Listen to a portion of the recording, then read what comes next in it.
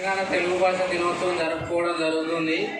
కాళోజీ మన రాష్ట్రం కాకపోయినా కర్ణాటకలో జన్మించినప్పటికీ కర్ణాటక రాష్ట్రంలో బీజాపూర్ జిల్లాలో రట్టి అనే గ్రామంలో జన్మించడం జరిగింది. రమాబాయమ్మ రంగారావు దంపతులకు జన్మించడం జరిగింది. కాళోజీ నారాయణరావు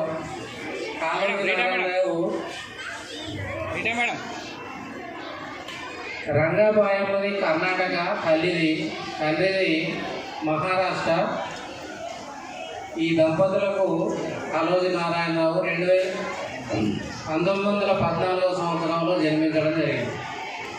మన రాష్ట్రం కాకపోయినప్పటికీ తెలంగాణ రాష్ట్రం కొరకు తెలంగాణ రాజకీయ నాయకుడు, విద్యావేత్త, వైతాళికుడు, సమకాలీన సమాజం కొరకు నాగొడవ అనే ఖండకావ్యాన్ని రచించి అందులో మన తెలంగాణ యాస భాష గురించి మొదటి నుండి పోరాడి అతను మనకు మొట్టమొదటిగా వరంగల్లో 22 సంవత్సరాల ప్రాయంలోనే గ్రంథాలయాలు ఏర్పాటు చేయాలని అతను ఉద్యమంలో పాల్గొని 22 సంవత్సరాల ప్రాయంలోనే జైలుకు వెళ్ళడం జరిగింది.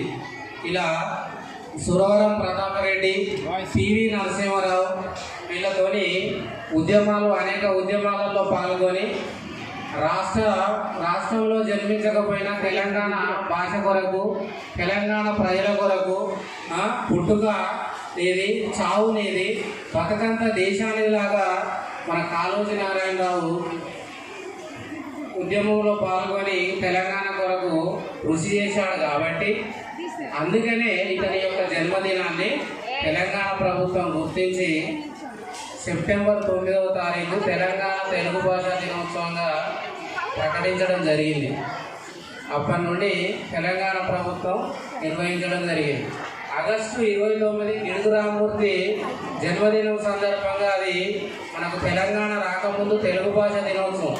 అతను కూడా గొప్ప కవి, సవరజాతి కొరకు చాలా కృషి చేశాడు. అందుకనే మనకు రాష్ట్రం ఏర్పడక ముందు గిడుగు రామమూర్తి జన్మదినం ఆగస్టు 29 తెలుగు భాష దినోత్సవంగా జరుపుకునేది. తెలంగాణ ఏర్పడిన తర్వాత కాళోజీ నారాయణరావు జన్మదినము తెలుగు భాష దినోత్సవంగా ప్రకటించడమైనది. ఇద్దరితో నా చిన్న ఉపన్యాసాన్ని ముగిస్తున్నాను. ధన్యవాదాలు.